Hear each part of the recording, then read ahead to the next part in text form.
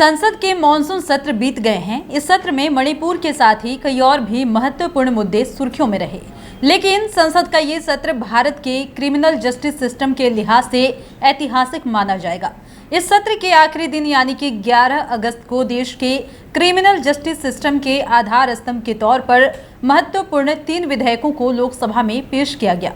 केंद्रीय गृह मंत्री अमित शाह ने इन विधेयकों को पेश किया।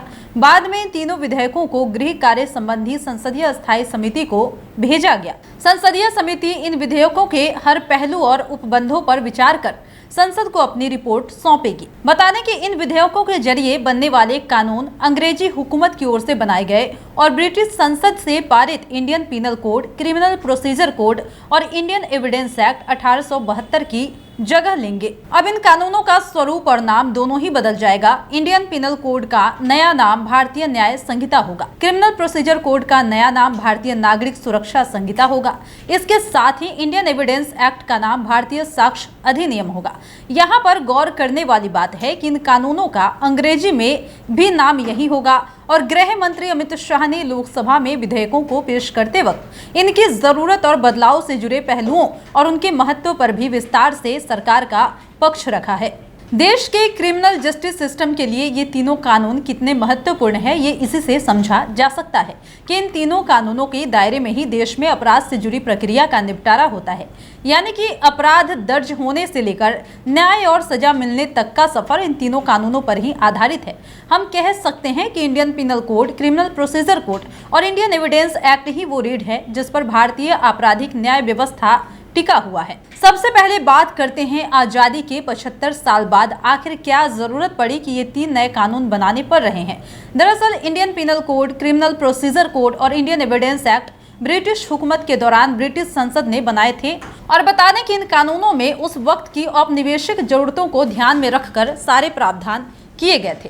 इससे क्रिमिनल जस्टिस सिस्टम का एक आधुनिक ढांचा तो भारत में जरूर बना था, लेकिन ये भी सच है कि इन तीनों ही कानूनों को अंग्रेजी हुकूमत के बनाए हुए ढांचे से जुड़े पहलू का खास ख्याल रखा गया था। हालांकि आजादी के बाद इन तीनों ही कानूनों में जरूरत के मुताबिक काफी संशोधन भी हुए।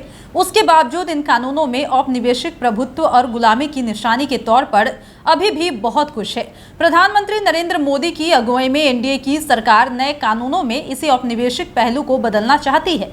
इसी मकसद से प्रधानमंत्री नरेंद्र मोदी ने पहली बार 2019 में इस विचार को रखा था कि अंग्रेजों के समय में बनाए गए तमाम कानूनों की समीक्षा होनी चाहिए। आजाद भारत में जो समाज है उसके हित में वक्त की जरूरत को ध्यान में रखते हुए उन कानूनों में बदलाव होने चाहिए। उसके बाद से आईपीसी, सीआरपीसी और एविडेंस एक्ट को नया आयाम देने के लिए विचार विमर्श किए गए और एक लंबा दौर चला।